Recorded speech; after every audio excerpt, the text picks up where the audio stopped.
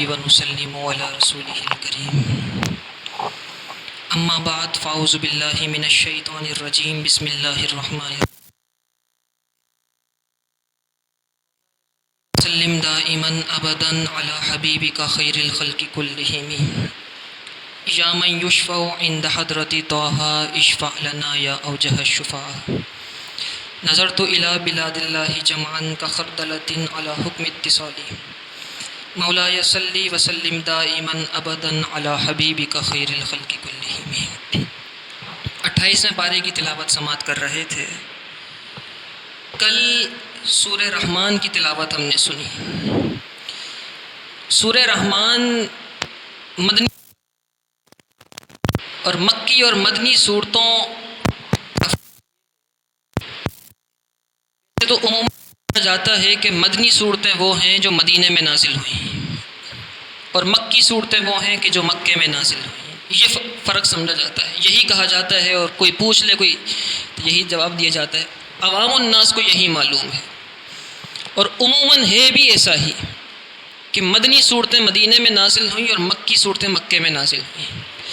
لیکن ایک فرق ہے، ایک بنیادی چیز ہے جس کا فرق اور جو بنیادی تعریف ہے مکی اور مدنی صورتوں کے فرق کی، وہ یہ ہے کہ وہ تمام صورتیں جو نبی پاک صلی اللہ علیہ وسلم کے مدینہ منورہ ہجرت کرنے سے پہلے نازل ہوئیں، وہ سب کی سب مکی صورتیں ہیں، اور جو ہجرت کرنے کے بعد نازل ہوئیں وہ مدنی صورتیں ہیں۔ لوگ جس پوچھتے تھے کہ کبھی نبی پاک صلی اللہ علیہ وسلم نے سفر کیا، مکے سے نکلے طائف پہنچے، کبھی شام پہنچے، کبھی کسی جگہ گئے، وہاں بھی ان علاقوں میں بھی مکہ مکرمہ میں نہیں ہیں، کسی اور علاقے میں ہیں، سفر میں ہیں، جنگ کے موقع پر ہیں، بدر کے مقام پر ہیں، احد کے مقام پر ہیں، قرآن کی آیات کا نزول ہو رہا ہے، تو وہ احدی صورتیں کیوں نہیں ہیں، وہ بدری صورتیں کیوں نہیں ہیں، وہ احزابی صورتیں کیوں نہیں ہیں؟ یہ آتا تھا ذہن میں خیال، تو علماء نے یہ فرق بیان کیا کہ وہ صورتیں جو ہجرت مدینہ سے پہلے نازل ہوئیں وہ سب مکی، پھر چاہے کہیں بھی نازل ہوئی ہوں، اور جو ہجرت مدینہ کے بعد نازل ہوئیں وہ ساری کے سارے مدنی صورتیں ہوں گی۔ پھر اگر مدینہ منورہ ہجرت کرنے کے بعد نبی پاک صلی اللہ علیہ وسلم حجۃ الوداع کے لیے مکے آئے اور مکے میں پھر نازل ہو گئی صورت، لیکن چونکہ ہجرت کے بعد اتری ہے کہلائے گی مدنی صورت۔ تو یہ مکی اور مدنی صورتوں کا ایک فرق ہے۔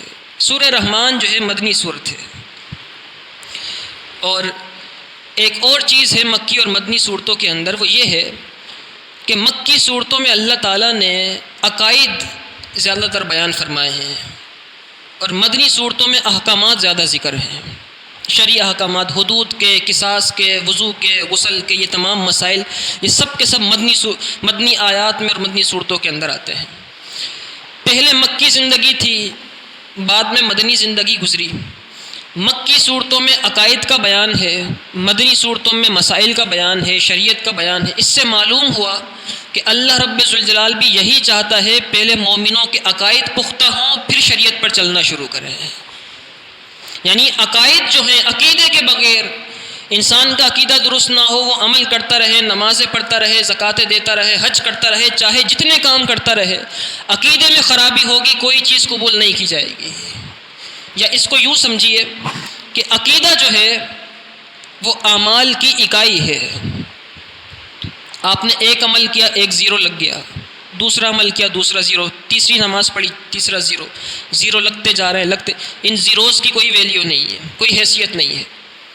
جیسے ہی عقیدہ صحیح ہوا، ان تمام زیرو سے پہلے ون لگ گیا تو ان سب کی ویلیو بن گئی ہے۔ تو عقیدہ جو ہے وہ اعمال کی اکائی ہے۔ سورہ رحمان کو بیان کیا جاتا ہے اس اعتبار سے کہ اس میں اللہ تعالیٰ نے اپنی نعمتوں کا ذکر کیا ہے، یقیناً کیا ہے، تقریباً 30 مرتبہ، اس سے زائد۔ فَبِأَيِّ آلَاءِ رَبِّكُمَا تُكَذِّبَانِ آتا ہے، اور تم اپنے رب کی کون کون سی نعمتوں کو جھٹلاؤ گے، اور تم تکذبان، دو کا ذکر ہے، ان دو سے مراد انسان بھی ہیں اور جنات بھی ہیں۔ اور اس صورت کی ایک خاصیت یہ بھی ہے کہ جب یہ صورت اتری تو نبی پاک صلی اللہ علیہ وسلم جب قرآن کی صورتیں اترتی تھیں تو صحابہ پر وہ صورتیں پڑھ کے تلاوت کیا کرتے تھے، سمجھایا کرتے تھے۔ لیکن یہ وہ صورت ہے جو نبی پاک صلی اللہ علیہ وسلم نے صحابہ کو بھی سنائی، جنوں کو بھی جا کر سنائی ہے، کیونکہ جنوں کو بھی کہا گیا ہے تم اپنے رب کی کون کون سی نعمتوں کو جھٹلاؤ گے۔ نبی پاک صلی اللہ علیہ وسلم نے صحابہ کو اور انسانوں کو سنانے سے پہلے جنوں کو سنائی. صحابہ کرام علیہم الرضوان کو حضور نے یہ صورت سنائی تو صحابہ خاموش رہے، سارے ساکت تھے. حضور کا ادب اتنا کیا کرتے تھے، جب حضور قرآن پڑھتے تھے تو مفسرین نے لکھا، سیرت نگاروں نے لکھا کہ اس طرح خاموش ہو کے صحابہ سنتے تھے کہ ان کے سروں پر بیٹھ کے پرندے انڈے بھی دے دیں اگر تو یہ حرکت نہیں کیا کرتے تھے. اتنے ساکت ہو کے اور ادب کے ساتھ حضور سے قرآن سنتے تھے. صحابہ خاموش رہے. نبی پاک صلی اللہ علیہ وسلم نے صحابہ سے کہا، اے میرے صحابہ، جب میں نے جنوں کو یہ صورت جا کے سنائی تھی تو جب بھی فَبِأَيِّ آلَاءِ رَبِّكُمَا تُكَذِّبَانِ پڑھتا تھا، جنات یہ جواب دیا کرتے تھے کہ اے رب، تو نے یہ بیان کیا کہ تم اپنے رب کی کون کون سی نعمتوں کو جھٹلاؤ گے. اے رب، ہم تیری تعریف کرتے ہیں، تیرا شکر بیان کرتے ہیں، ہم تیری آج تک نہ کسی نعمت کو جھٹلایا ہے اور نہ کبھی جھٹلائیں گے. حضور فرماتے ہیں جب بھی میں یہ آیت پڑھتا تھا جنات یہ جواب دیا کرتے تھے. شروع کیسے ہوئی یہ صورت؟ شروع ہوتی الرحمن. اللہ تعالیٰ نے اپنے نام سے ذکر کی رحمان، اور رحمان اس کا وہ نام ہے کہ اس کے تو ویسے اس کے نام جو ہیں صفاتی نام وہ کسی کے رکھے جائیں اگر تو اس سے پہلے عبد کا لفظ لگانا ضروری ہے. جیسے اگر کسی کا نام وہاب رکھ دیا تو عبد الوہاب کہا جائے گا، غفار رکھ دیا تو عبد الغفار کہا جائے گا. لیکن بعض نام اس کے ایسے ہیں کہ ان کے آگے اگر عبد کا لفظ نہ لگایا جائے تو مسئلہ نہیں ہے، لیکن کچھ نام اس کے ایسے ہیں کہ جو بغیر عبد کے کہے جائیں تو حرام ہے. ان میں سے ایک نام رحمان بھی ہے، کیونکہ رحمان اس کا خاص نام ہے. اسی لیے کچھ کہتے ہیں رحمان بھائی، رحمان بابا، یہ غلط ہے. عبد الرحمان کہنا ضروری ہے کیونکہ رحمان کوئی ہو ہی نہیں سکتا. رحمان سے مراد وہ رحم کرنے والا ہوتا ہے جو پیدا ہونے سے پہلے بھی رحم کرتا ہو، مارنے کے بعد بھی رحم کرتا ہو، اور یہ اسی کی خاصیت ہے. صرف اسی. رزاق جو ہے رزق دینے والا، وہ رزق دینے والا رب تو ہے لیکن رزق دوسرے بھی دیتے ہیں مجازی طور پر. اگر کوئی سیٹ ہے تو وہ تنخواہ دیتا ہے تو وہ بھی ایک طریقے سے رزق ہے. تو رزاق دوسرے بھی ہو سکتے ہیں لیکن رحمان کوئی دوسرا نہیں ہو سکتا، کیونکہ رحمان صرف اسی لیے رحمان ان ناموں میں سے ایک نام ہے جو بغیر عبد کے استعمال کرنا ممنوع اور حرام ہے. الرحمن علم القرآن. رحمان نے قرآن سکھایا. علم القرآن. کس کو قرآن سکھایا؟ مفسرین نے یہاں لکھا اس سے مراد ہے حضور. رحمان نے اپنے بندے خاص کو قرآن سکھایا. رحمان نے اپنے خاص بندے کو قرآن سکھایا، حضور کو قرآن سکھایا. یہاں بہت سارے لوگ یہ سمجھتے ہیں کہ نبی پاک صلی اللہ علیہ وسلم کا علم جو ہے وہ محدود کرتے ہیں اور نہ جانے کس کس سے تشبیہ دیتے ہیں حضور کے علم کو. وہ تو الفاظ بھی کہنے کے لائق نہیں ہیں جو ان کے عقیدے ہیں. لیکن ایک بات ہے، ایک چھوٹی سی بات ہے کامن سینس کی. ہم اپنے بچوں کو اچھے سے اچھے اسکول میں پڑھاتے ہیں کہ جس اچھے اسکول میں پڑھے گا وہاں کا استاد بھی اچھا ہوگا. جب استاد اچھا ہوگا تو وہ پڑھائے گا بھی اچھے طریقے سے، اور جو اچھا اسکول ہوگا اس کا نصاب بھی اچھا ہوگا. انگلش میڈیم ہونا چاہیے اسکول بھی تاکہ آکسفورڈ کی کتاب بھی چلائی جائے وہاں، اور بیکن ہاؤس ہونا چاہیے، یا پھر پبلک اسکول ہو جہاں پہ اس کو بچے کو پڑھایا جائے. اس کا نصاب بڑا، جیسے اساتذہ ہوں گے ویسا ہی اعلیٰ نصاب ہوگا. بچہ پڑھ کے نکلے گا تو بڑا پائے کا ہوگا اور بڑا علمی اور قابلیت کے اعتبار سے بھی اعلیٰ ہوگا. یہ ہے ایک سینس ہے، یہ ہے لوگ سمجھتے ہیں. تو یہ دنیا کے اندر یہ قانون ہے بلا تشبیہ اور بلا تمثیل. دنیا کا سب سے اچھا نصاب قرآن مجید فرقان حمید ہے، اور رب یہ نصاب جب کسی کو سکھا دے اور سیکھنے والے حضور ہوں، سکھانے والا رب ہو اور نصاب قرآن ہو تو حضور کے علم کا عالم کیا ہوگا. الرحمن علم القرآن. رحمان نے اپنے بندے خاص کو قرآن سکھایا. اب اگر کوئی یہ کہے کہ حضور کو دیوار کے پیچھے کا علم نہیں تو یہ حضور کی تو ہے ہی گستاخی، ساتھ میں اس رب کی بھی گستاخی ہے جو سکھانے والا ہے. یہ صرف سیکھنے والے کی گستاخی نہیں، سکھانے والے کی بھی گستاخی ہے، اور اس نصاب کی بھی گستاخی کی جا رہی ہے کہ جس نصاب سے پڑھ کے جس نصاب کو رب نے سکھایا ہے، کیا وہ نصاب اس قدر ناقص تھا کہ دیوار کے پیچھے کا علم بھی نہ دے سکے، یا وہ سکھانے والا ناقص تھا نعوذ باللہ کہ وہ یہ نہ سکھا سکے کہ دیوار کے پیچھے کیا ہے، یا سیکھنے والا ناقص تھا. یہ صرف حضور کی ذات پہ حملہ نہیں کرتے بلکہ قرآن پر بھی حملہ ہے، رب پر بھی حملہ ہے، اور حضور کی ذات پر تو ہے ہی سیدھا سیدھا حملہ. اور پھر لوگ یہ کہتے ہیں ان کے پیچھے نماز کیوں نہیں پڑھتے، یہ وجہ ہے.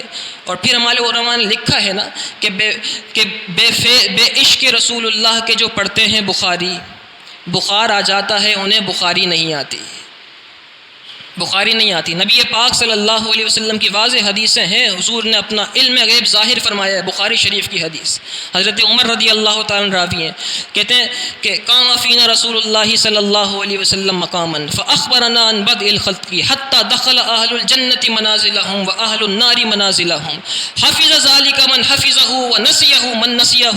حضرت عمر کہتے ہیں کہ ایک دن رسول اللہ صلی اللہ علیہ وسلم ہمارے درمیان تشریف لائے، حضور کھڑے ہوئے، حضور نے خطبہ دینا شروع کیا، اور حضور نے خطبہ دینا شروع کیا اس وقت سے کہ جب دنیا بنی تھی، وہاں سے بات کرنی شروع کی۔ ما کانا کا مطلب ہوتا ہے پچھلی باتیں، ما کانا کی باتیں کرنا شروع کی، پچھلی باتیں کرنا شروع کی جب سے دنیا بنی تھی، اور پوری دنیا کے احوال بیان کرتے رہے، قیامت کا ذکر کر دیا، حشر کا ذکر کر دیا، نشر کا ذکر کر دیا، حتی دخل اہل الجنت منازلہم، یہاں تک بھی بیان کر دیا کہ جنت میں کون کون داخل ہوگا، حتیٰ کہ جنتی جنتوں میں داخل ہوگا، یہاں تک بیان کر دیا۔ وَأَهْلُ النَّارِ مَنَازِلَهُمْ، دوزخی دوزخوں میں داخل ہوگا، یہاں تک کا بیان کر دیا۔ میں اپنا پچھلے مہینے کا پورا اپنی کیریکولم ایکٹیویٹیز بیان کرنا شروع کروں تو ایک دن میں بیان نہیں کر سکوں گا، لیکن یہ حضور کا معجزہ ہے کہ حضور نے دنیا بننے سے لے کر ختم، دنیا جنتیوں کے جنت میں جانے تک، دوزخیوں کے دوزخ میں جانے تک، سب کچھ ایک خطبے کے اندر بیان فرما دیا تھا۔ اور پھر ایک اور روایت میں آیا فَأَحْفَظُنَا أَعْلَمُنَا، حضرت عمر فرماتے ہیں ہم میں سب سے بڑا عالم کہلاتا ہی وہی تھا جو حضور کے اس خطبے کو جتنا زیادہ یاد رکھا کرتا تھا۔ اب حضرت علی نے بھی یہ خطبہ سنا ہوگا، تمام صحابہ تھے، صحابہ کرام علیہم الرضوان کے علم کا معیار، حضرت علی کا علم تو اتنا مانتے ہیں نا کہ حضرت علی کے پاس جبریل امین آئے اور آ کر کہتے ہیں کہ اے علی تمہارے علم کے بڑے چرچے ہیں، ذرا یہ بتاؤ اس وقت جبریل کہاں ہے؟ حضرت علی نے ایسے نظریں اٹھائیں، اوپر دیکھا، ساتوں آسمان دیکھ لیے، جبریل نہیں ملے، مشرق کو دیکھا، جبریل نہیں ملے، مغرب میں نظر کی، دیکھا جبریل نہیں ملے، شمال میں دیکھا جبریل نہیں ملے، جنوب میں دیکھا جبریل نہیں ملے، نیچے نظر کی، ساتوں زمینیں دیکھ لیں، جبریل نہیں ملے۔ پھر مولا علی کہتے ہیں چاروں طرف دیکھا، زمین اور آسمان بھی کھنگال لیے، جبریل نہیں ملا، لگتا یہ ہے کہ تو ہی جبریل ہے۔ اتنا تو علم حضرت علی کا مانتے ہیں نا، اور حضرت علی کا علم آنے کا واسطہ اور طریقہ کیا ہے؟ حضور کا وہ خطبہ سنا تھا، وہی تو خطبہ تھا، یا حضور، یا پھر ایک اور روایت میں حضرت علی سے کسی نے پوچھا اے علی علم کہاں سے آیا؟ تو حضرت علی کہتے ہیں بات یہ ہے کہ نبی پاک صلی اللہ علیہ وسلم کو جب غسل دیا گیا تو حضور کی جو آنکھیں ہیں، ان آنکھوں کے کناروں پر کچھ پانی رہ گیا تھا غسل کا، میں نے وہ پانی زبان سے چوس لیا، بس وہ چوسنا تھا پانی، پینا تھا وہ پانی، اللہ تعالیٰ نے سارا علم عطا فرما دیا۔ جب حضرت علی پانی اتنا سا پئیں تو علم حاصل ہو جائے، وہ خطبہ سنیں تو علم حاصل ہو جائے، تو رسول اللہ کے علم کا عالم کیا ہوگا؟ پتہ نہیں کیوں سمجھ میں نہیں آتی قرآن کی آیت، الرحمن علم القرآن، رحمان نے اپنے بندہ خاص کو قرآن سکھایا۔ اور اب تو کتنا قرآن پڑھ لیا، قرآن کی واضح آیات موجود ہیں رسول اللہ کے علم پر، یہ پڑھتے ہی آدھا قرآن ہے، اور تفسیر بھی آدھے قرآن کی بیان کرتے ہیں۔ سورہ آل عمران کی آیت ہے، سورہ آل عمران کی، ما کان اللہ لیطلعکم علی الغیب، اللہ کی یہ شان نہیں کہ تمہیں غیب پر مطلع کرے، اللہ کی یہ شان نہیں کہ تمہیں غیب بتائے۔ یہ اتنا پڑھ کے رک جاتے ہیں، اور پھر اس پر تفسیر کرتے ہیں کہ دیکھو اللہ نے بیان کیا ہے کہ اللہ کسی کو علم بیان نہیں کرتا، تم میں سے کسی کو مطلع نہیں کرتا غیب پر، ما کان اللہ لیطلعکم علی الغیب۔ لیکن اس کے بعد کیا ہے؟ وَلَٰكِنَّ اللَّهَ يَجْتَبِي مِن رُّسُلِهِ مَن يَشَاءُ، اللہ کی یہ شان نہیں کہ کسی کو غیب پر مطلع کرے، لیکن وہ اپنے رسولوں میں سے جس کو چاہتا ہے غیب دینے کے لیے چن لیتا ہے۔ اس سے واضح بھی کوئی قرآن کی آیت ہوگی؟ اس کی یہ شان نہیں کہ غیب بتائے، لیکن اپنے رسولوں میں سے جس پر اتری ہے، کیا اس رسول کو نہیں چنا ہوگا؟ جس پر اتری ہے یہ آیت اس رسول کو نہیں؟ اور پھر چلو نہیں مانتے اتنا بھی، تو یہ تو مانتے ہو کہ جتنے انبیاء کو جتنے معجزات دیے، جو کچھ دیا اللہ تعالیٰ نے، ان سب کا جامع اپنے محبوب کو بنا کر بھیجا تھا۔ اب یہاں پر ایک اور اعتراض کرتے ہیں یہ لوگ، کہ کہتے ہیں کہ اگر اتنا علم مان لیں حضور کا تو پھر تو یہ اللہ اور رسول کا علم برابر ہو جائے گا، شرک ہو جائے گا۔ یہ کہتے ہیں انسانوں کی لوگوں کی ذہنوں میں بھی آتا ہے، جب کہتے ہیں تو وسوسہ بھی آ جاتا ہے لوگوں کے ذہن میں۔ امام اہل سنت اعلیٰ حضرت نے ایسا معیار بیان کیا ہے علم کا، حضور کے علم کا اور رب ذوالجلال کے علم کا، کہ وہ سن لیا جائے معیار اگر اعلیٰ حضرت کی زبان سے، تو پھر اس کے بعد شک ہو ہی نہیں سکتا کہ اللہ اور رسول کا علم برابر ہو سکتا ہے۔ امام اہل سنت نے وضاحت کی ہے دونوں علوم کی۔ آپ نے فرمایا ہے کہ پوری دنیا کا علم جمع کیا جائے، جتنے انسان ہیں، جتنے چرند پرند جنات، سب علم، سب سے دنیا بنی تب سے لے کے آخر تک جتنا انسان آئیں گے ان سب کے علوم کو جمع کر لیا جائے اور رسول اللہ کے علم کو ایک طرف رکھا جائے، تو ان تمام علوم سے رسول اللہ کے علم کی نسبت یہ ہوگی کہ رسول اللہ صلی اللہ علیہ وسلم کا علم سمندر ہے، اور یہ تمام علوم ایسے ہیں کہ چڑیا آئی اور اس نے چونچ اس سمندر میں ڈالی، تو جو نسبت اس چڑیا کی چونچ پر لگنے والے قطرے کو حاصل ہے، تمام علوم کو یہ نسبت رسول اللہ کے علم سے حاصل ہے۔ یہ نسبت ہے رسول اللہ کے علم کی دنیا کے علم سے۔ اب کسی نے پوچھا کہ پھر یہ تو برابری، جب یہ علم حضور کا ہے تو پھر رب کا علم، تو کہتے ہیں کہ اب سنو رب کا علم اور رسول اللہ کا علم کیا ہے۔ آپ نے فرمایا رسول اللہ کا علم جمع کرو اور یہ تمام لوگوں کا علم جمع کرو، اور پھر اللہ کے علم سے اس علم کی مناسبت دیکھو، تو پھر اللہ کا علم 7 سمندروں سے بھی زیادہ، لا متناہی، ان گنت، شمار سے باہر، لا تحصی عددہم، اور پھر یہ تمام کا تمام علم جمع کیا جائے تو اس علم کو اتنی بھی نسبت حاصل نہیں ہے کہ ان سمندروں میں ایک سوئی ڈالی اور اس کی نوک پر جو قطرہ آ کے لگتا ہے، یہ نسبت بھی رب کے علم سے اس تمام علوم کو حاصل نہیں ہو سکتی۔ اب شرک کی اور برابری کی گنجائش رہتی ہے، نہ انسانوں کا علم، دنیا کا علم حضور کے علم کے برابر ہوا، نہ حضور کا علم اور سب کا علم ملا کے اللہ کے علم کے برابر ہوا۔ یہ ہے نسبت اور یہ ہے صحیح عقیدہ جو قرآن بار بار بیان کرتا ہے، وما هو علی الغیب بضنین۔ اور یہ نبی جو ہیں جب علم غیب دے دیا اللہ نے اپنے حبیب کو، تو پھر اللہ نے فرمایا وما هو علی الغیب بضنین، یہ نبی غیب بتانے میں بخیل نہیں ہے، جسے چاہتے ہیں غیب بتا دیتے ہیں، جسے چاہتے ہیں علم بتا دیتے ہیں، یہ شان ہے۔ اور پھر حضور نے کتنی مرتبہ علم بیان فرمایا۔ حضرت سیدہ عائشہ صدیقہ رضی اللہ تعالیٰ عنہ بیان کرتی، کسی کو اپنی موت کا علم ہے، کسی کو نہیں ہے۔ پیر کو بھی پتہ نہیں ہوتا میرے مرید کو کب موت آئے گی، ایسا ہی ہے، کیونکہ موت کا علم تو اللہ کے پاس ہے، لیکن رسول اللہ صلی اللہ علیہ وسلم کے علم کی وسعتیں دیکھیں۔ سیدہ فاطمہ الزہرا رضی اللہ تعالیٰ عنہ آتی ہیں حضور کے پاس، نبی پاک صلی اللہ علیہ وسلم برابر میں بٹھاتے ہیں، اور پھر کان میں کوئی بات کہتے ہیں، سیدہ پاک رونے لگ جاتی ہیں۔ پھر کچھ دیر کے بعد پھر کان میں کوئی بات کہتے ہیں، سیدہ پاک مسکرانے لگتی ہیں۔ سیدہ عائشہ صدیقہ رضی اللہ تعالیٰ عنہ سیدہ فاطمہ سے پوچھتی ہیں، ذرا کیا بات بتائی تھی، پہلے کیا کہا تھا جو آپ رونے لگی، بعد میں کیا کہا تھا جو آپ مسکرانے لگی؟ تو آپ نے کہا کہ نہیں، ابھی نہیں، یہ حضور اور میرے درمیان راز کی بات ہے۔ حضور کا وصال ظاہری ہو گیا، اور پھر اس کے بعد سیدہ پاک سے پھر سیدہ عائشہ صدیقہ رضی اللہ تعالیٰ عنہ نے پوچھا، ذرا بتائیں کیا بات تھی، کیا بات تھی؟ اب تو حضور کا وصال ہو چکا ہے، اور پھر جو میرا آپ پر حق ہے اس حق کو دے کر پوچھتی ہوں، ذرا بتائیں وہ کیا بات تھی؟ تو سیدہ فاطمہ الزہرا رضی اللہ تعالیٰ عنہ کہتی ہیں، بات یہ تھی جب پہلی بار حضور نے سرگوشی کی تھی نا، تو انہوں نے مجھ سے یہ کہا تھا کہ اے فاطمہ بس میں دنیا سے جلد جانے والا ہوں، تو میں رونے لگی تھی۔ اور جب دوسری بار سرگوشی کی تھی تو پھر حضور نے مجھ سے کہا تھا، اے فاطمہ پریشان مت ہونا، سب سے پہلے تم ہی مجھ سے آ کے ملو گی۔ اپنی بھی خبر دی، سیدہ پاک کی بھی خبر دی، یہ اللہ تعالیٰ نے علم عطا فرمایا۔ ایک اور حدیث سیدہ عائشہ صدیقہ رضی اللہ تعالیٰ عنہ پوچھتی ہیں، یا رسول اللہ ہم ازواج میں سے سب سے پہلے کون آپ سے آ کے ملے گی؟ حضور سے جدائی برداشت نہیں ہو سکتی، کون آ کے ملے گی؟ تو رسول اللہ صلی اللہ علیہ وسلم نے ارشاد فرمایا، اطولکن یدن، تم میں سے جس کے ہاتھ سب سے لمبے ہوں گے وہ مجھ سے آ کے ملے گی۔ تمام ازواج مطہرات نے اپنے اپنے ہاتھ ناپے تو حضرت سودا کے ہاتھ سب سے لمبے تھے۔ تمام ازواج میں سب سے پہلے وصال ہی حضرت سودا کا ہوا تھا۔ یہ اللہ تعالیٰ نے علم عطا فرمایا۔ اور ایک اور اس کی تشریح بیان کی علماء نے کہ حضرت سودا جو ہیں وہ صدقہ اور خیرات بہت دیا کرتی تھیں، تو حضور نے تشبیہ بیان کی تھی کہ جو صدقہ اور خیرات جتنا زیادہ دیتا ہے رب اس کے ہاتھ اتنے لمبے فرما دیتا ہے۔ تو دو تشریحات ہیں، یا تو ان کے ہاتھ ظاہراً لمبے تھے یا روحانی طور پہ لمبے تھے، لیکن سب سے پہلے وصال حضرت سودا کا ہوا تھا۔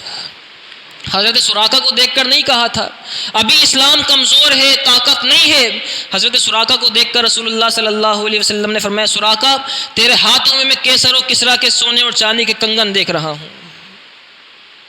اسلام کسی کے وہم و گمان میں بھی نہیں آ سکتا. آج تو کوئی کہہ دے بیٹھے بیٹھے کسی کو کہ میں تمہیں دیکھ رہا ہوں کہ تم واشنگٹن ڈی سی کے اندر بیٹھے ہو گئے کرسی کے اوپر. نہیں، وہم و گمان میں بھی نہیں آ سکتا. بلا تشبیہ اور بلا تمثیل رسول اللہ نے حضرت سراقہ سے یہ بات کہی، اور حضرت سیدنا عمر فاروق رضی اللہ تعالیٰ عنہ کے دور میں کیسر و کسریٰ آزاد ہوئے، جب مسلمانوں نے فتح کیے جب وہ دونوں ممالک، تو حضرت عمر نے حضرت سراقہ کو بلایا اور بلا کر کہا کہ پوری امت پر سونا پہننا حرام ہے، لیکن رسول اللہ نے کہا تھا کہ آزاد ہوں گے تمہیں پہنائے جائیں گے، یہ لو کیسر و کسریٰ کے جو بادشاہ ان کے سونے کے کنگن تم پہن لو. یہ علم غیب ہے، یہ اللہ تعالیٰ نے اپنا علم عطا فرمایا. عالم الغیب، ایک اور قرآن کی آیت، عالم الغیب، وہ علم غیب جانتا ہے، جاننے والا غیب کا علم. فلا یظہر علی غیبہ احدا، اور اپنے علم پر کسی کو مطلع نہیں کرتا، کسی پر اپنا غیب ظاہر نہیں کرتا. الا من ارتضی من رسول، مگر اپنے رسول میں سے جس کو چاہتا ہے علم کے لیے چن لیتا ہے. یہ اس آیت کے علاوہ ہے جو میں نے پہلے پڑھی تھی. بار بار قرآن میں رب ذوالجلال اپنے حبیب کا علم بیان کرتا ہے، لیکن پھر وہی بات ہے، جب یہ قرآن جو ہے بہت ساروں کو ہدایت دیتا ہے. یضل بہ کثیرا ویہدی بہ کثیرا، اس قرآن سے بہت سارے ہدایت بھی پا جاتے ہیں، اس قرآن کو پڑھ کے بہت سارے گمراہ بھی ہو جاتے ہیں. اور معیار کیا ہے؟ معیار وہی ہے کہ جو بے عشق مصطفیٰ پڑھتے ہیں بخار آ جاتا ہے انہیں، بخاری نہیں آتی. اللہ تعالی ہمیں قرآن سمجھنے کی توفیق عطا فرمائے، احادیث طیبہ سمجھنے کی توفیق عطا فرمائے. وآخر الدعوانا الحمد للہ رب العالمین.